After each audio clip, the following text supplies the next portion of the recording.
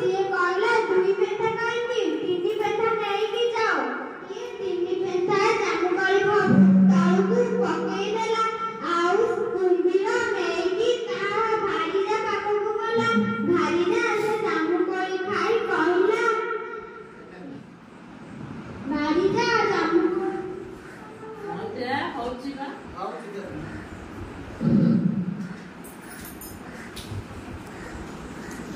ଭାରିଜା ଜାମୁକୋଳି ନେଇ କହିଲା ଆ କି ମିଠା। କୁମ୍ଭୀର କହିଲା ସିଏ ତ ମିଠି ଆସି ଖାଏ। ତାପରେ ତା ଭାରିଜା କହିଲା ଯଦି ସିଏ ଯିଏ କୋଳିକୁ ମିଠି ଖାଉଥିବ ତାହେଲେ ତା କଲିଜା କେତେ ନ ମିଠା ହେଇଥିବ। ତାପରେ ସେ କୁମ୍ଭୀରଟି କହିଲା ହଉ ମୁଁ କାଲି ଯାଇ ତାକୁ ନେଇ ଆସିବି। କୁମ୍ଭୀରଟି ସକାଳୁ ସକାଳୁ ଯାଇ ଗଛ ମୂଳେ ହାଜର, କିନ୍ତୁ ମାଙ୍କଡ଼ ଦେଖ ନଥାଏ।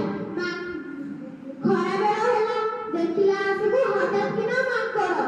ତାକୁ କୁମ୍ଭୀର ପଚାରିଲା ତମେ ଏତେ ସମୟ କୁଆଡ଼େ ଯାଇଥିଲ? ସେ ମାଙ୍କଡ଼ କହିଲା ଜଙ୍ଗଲରେ ପାଚିଲା କେନ୍ଦୁରୁ ଯାଇଥିଲା ତ ମୁଁ ଯାଇକି ଡେରି ହେଇଗଲା ଆଉ। ତାପରେ ସେ ମାଙ୍କଡ଼ଟି କହିଲା ମଇତ୍ରାଣୀ ମିଠା ଜାମୁକୋଳି ଖାଇ କଣ କହିଲେ? ତାପରେ କୁମ୍ଭୀରଟି କହିଲା ହଁ ସେଇ କଥା କହିବି ବୋଲି ତ ସକାଳୁ ପହରୁ ବସିକି ଅନେଇ ବସିଛି। ତମର କିନ୍ତୁ ଦେଖା ନାହିଁ। ତମେ କୁଆଡ଼େ ଯାଇଥିଲ ମ? ଏତେ ସମୟ ହେଲାଣି ଖାଇବାକୁ।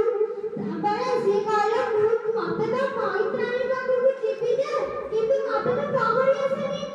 କୁମ୍ଭୀର କହିଲା ହଉ ପହଁରି ନ ଆସିଲେ କଣ ହେଲା, ମୋ ପିଠିରେ ବସିକି ତମେ ଚାଲ। ସେ ମାଙ୍କଡ଼ଟି କହିଲା ତମେ ଏତେ ଜୋରେ ପହଁରୁଛ ଯେ ମତେ ଡର ମାରୁଛି। ଏତିକଳକୁ ଯାଇକି କୁମ୍ଭୀରଟି ନଈ ମଝିରେ। ତାପରେ ମାଙ୍କଡ଼ଟି କହିଲା ତମେ ଏତେ ଜୋରେ ଚାଲ ନା, ମତେ ଭାରି ଡର ଲାଗୁଛି। ତାପରେ କୁମ୍ଭୀର ଟିକେ ହସି ପକାଇ କହିଲା ହଁ ତୁ ଆଉ ଡରିଲେ କଣ ହବ, ତୁ ତ ଆମର ଭୋଜନ ହବୁ, ଆଉ ଡରିଲେ କିଛି ଲାଭ ନାହିଁ। ତାପରେ ମାଙ୍କଡ଼ର ହାଂସ ଉଡ଼ିଯାଏ।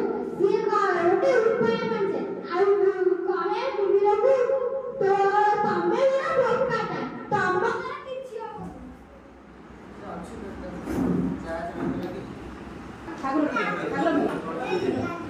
କିଛି ହବନି, ତମେ ବଡ଼ ବୋକା। ତମେ ସିନା ଆଗରୁ ମତେ କହିଥାନ୍ତ ଯେ ତମେ ମୋ କଲିଜା ଖାଇବ ବୋଲି। କୁମ୍ଭୀର କହିଲା ତୁ ଯଦି କହିଥାନ୍ତି ତୁ କଣ ଆସିଥାନ୍ତୁ? ହଁ ତମେ ନ ଖାଅ ଆଉ ମୁଁ ତ ମୋ କଲିଜାକୁ ଗଛ କୋରଡ଼ାରେ ରଖିଦେଇକି ଆସିଛି। କୁମ୍ଭୀର ତ କଲିଜା ଉପରେ ପଡ଼ିଛି।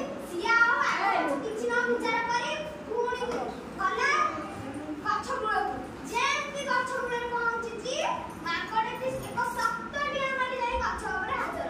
ତାପରେ ମାଙ୍କଡ଼ଟି କହିଲା ରେ ବୋକା କୁମ୍ଭୀର, କୋଉ ଜୀବ କଣ କଲିଜା ତାର ବାହାରେ ଥାଏ, କୋଉ ଜୀବ କଣ ବଞ୍ଚେ?